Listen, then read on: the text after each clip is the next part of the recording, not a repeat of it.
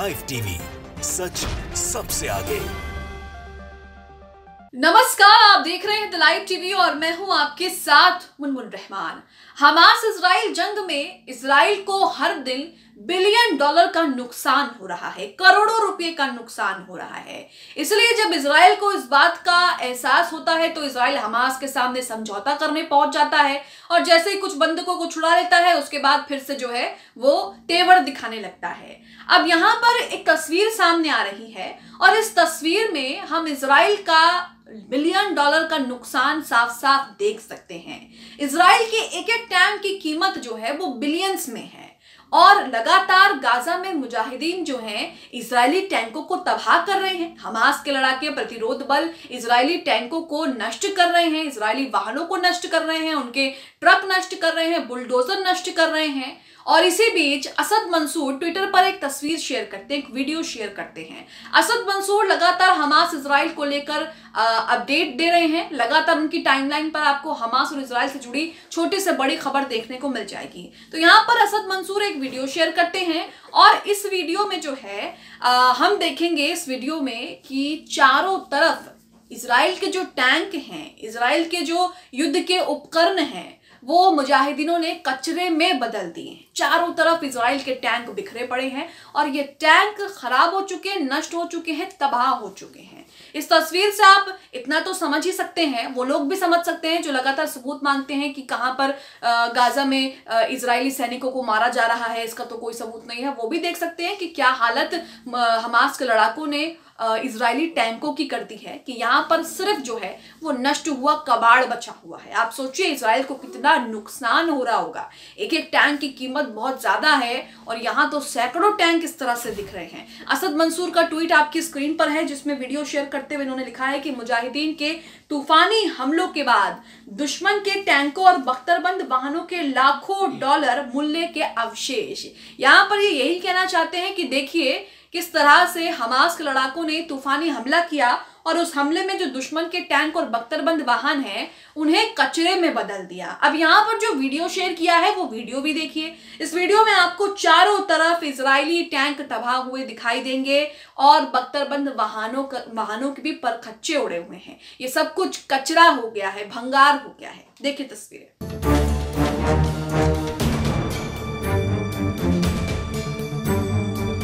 तो यहाँ पर आपने ये तस्वीरें देखी और इन तस्वीरों से आप साफ समझ सकते हैं कि गाजा की जमीनी लड़ाई में कौन किस पर भारी पड़ रहा है। इससे पहले भी हमने आपको खबर में दिखाया कि किस तरह से इजराइल की जो विशेष सैन्य इकाई है गेलानी ब्रिगेड, वो भी गाजा का उत्तरी भाग छोड़ करके वहां से भाग गई है। इजराइल की सबसे विशेष दल इकाइयों में से गोलानी ब्रिगेड का नाम शुमार है और गोलानी ब्रिगेड के अधिकारी, गोलानी ब्रिगेड के जो सैनिक है वे जश्न मना रहे हैं गाजा को छोड़ते हुए, क्योंकि उनका कहना और मानना है कि वो तो हमास के कहर से बच गए। लगातार हमास के लड़ाके वहां भी उनको मात दे रहे थे और कई सैनिक अधिकारी वहां पर भी मारे गए गिलानी ब्रिगेड के, इसलिए वो वहां से चुपचाप जो है वो निकल गए। अब इन्हीं का ये हाल है तो आईडीएफ के बाकी सैनिकों का क्या हाल होगा ये भी आप समझ सकते हैं। जब वाहनों का ये हाल है तो जो वाहन चला रहे थे, जो इसके आसपास मौजूद थे, जो इससे हमले कर रहे थे, उनका क्या हाल होगा ये भी आप समझ सकते हैं।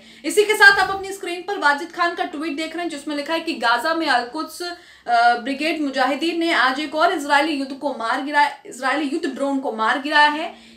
कल एक लड़ाकू ड्रोन को भी मार गिराया था अल-कुद्स ने। वहीं गाजा मुजाहिदीन ने 17 इजरायली ड्रोन और 2 हेलीकॉप्टरों को भी मार गिराया है। अब यहाँ पर आप देखिए ड्रोन मारे जा रहे हैं, हेलीकॉप्टर को नहीं बख्शा जा रहा, बख्तरबंद वाहन नष्ट हो रहे हैं, बुलडोजर, ट्रक, यहाँ तक कि टैंक भी नष्ट हो रहे हैं। तो ऐसे में इजराइल को कितना नुकसान हो रहा होगा और इजराइल के जो करोड़ों लाखों रुपए डॉलर हैं वो किस तरह से वहां पर पड़े हुए हैं, किस तरह से उनका कचरा बन गया है, ये भी आप देख रहे हैं। दूसरा एक और ट्वीट जिसमें अल-कसम ब्रिगेड ने क्या कहा है ये भी सुनिए।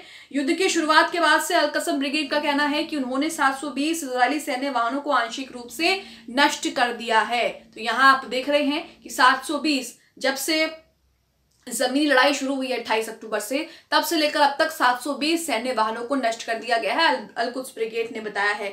वहीं आप अपनी स्क्रीन पर अमरीश मिश्रा का ट्वीट देख रहे हैं, जो लगातार हमास इजराइल को लेकर अपडेट करते हैं। यहां इन्होंने वेस्ट बैंक में क्या कुछ चल रहा है, गाजा में कितने लोग मारे गए, कितने इजरायली मारे गए, इसके बारे में जानकारी दी है। वेस्ट बैंक कालकिया में जारी फिलिस्तीन रेसिस्टेंस और आईडीएफ की जंग निर्णायक मोड़ पर पहुंच गई है। कालकिया के उत्तरी चौकी पर आईडीएफ ने मुंह की खाई है, कई इजरायली घायल हैं। रेसिस्टेंस ने कालकिया के सोफिन क्षेत्र में घुसी आईडीएफ टुकड़ियों को पीछे किया है। इसी के साथ एक और ट्वीट इनका वेस्ट बैंक से ही है। वेस्ट बैंक जेनिन बार्ता जंक्शन पर फिलिस्तीन रेसिस्टेंस के रन ओवर ऑपरेशन में महिला आईडीएफ सैनिक घायल हो गई है, और ऐसे कई ट्वीट हैं जिसमें वो बता रहे हैं कि किस तरह से आईडीएफ का क्या हाल हुआ है। वहीं इजराइल ने लगातार गाजा पर बमबारी कर रहा है। रिपोर्ट्स की माने, इंटरनेशनल मीडिया रिपोर्ट्स की माने तो इजराइल ने सबसे खतरनाक बम और रासायनिक का इस्तेमाल किया है गाजा पर बमबारी करने के लिए, जिसके परिणाम भी उसके सैनिकों को ही भुगतने पड़ रहे हैं, क्योंकि उन हमलों से एक अलग वायरस और एक अलग बीमारी पैदा हो रही है जो उनके ही सैनिक को खत्म कर रही है। इसी के साथ आप अपनी स्क्रीन पर एक और ट्वीट अमरीश मिश्रा का देख रहे हैं, इसमें लिखा है फिलिस्तीन रेसिस्टेंस ने गाजा यारमुक पर कब्जा जमाए आईडीएफ सैनिकों के एक समूह पर मशीन गनों से हमला कर दिया है, और कई इजरायली इसमें मारे गए हैं और घायल भी बताए जा रहे हैं। वही अमेरिका इन सबको लेकर कह रहा है कि दोनों के बीच सीज फायर होना बहुत जरूरी है। गाजा में जो राहत सामग्री है उसके लिए भी अमेरिका चिंता जता रहा है, लेकिन दूसरी तरफ इजराइल का मनोबल भी बढ़ा रहा है। आप अपनी स्क्रीन पर देख रहे हैं, इसमें लिखा है कि आग की लपटें और धुएं से काला हुआ गाजा का आसमान, 20,000 से अधिक मौतें, 130 बंधकों की रिहाई के लिए हमास ने रखी शर्त। हमास ने यहां पर, आपको बता दें शर्त क्या रखी है, हमास ने यहां पर शर्त रखी है कि वो गाजा में युद्ध जो है वो खत्म कर दे, गाजा में बमबारी खत्म कर दे, तभी जो है वो आगे सोचेगा। आगे लिखा है युद्ध विराम के लिए चल रही वार्ता के बीच गाजा पट्टी में इजराइल सेना और हमास के बीच भीषण लड़ाई जारी है। गुरुवार को इजरायली विमानों ने कई इलाकों में भीषण बमबारी की है, जिससे आसमान ही काला हो गया।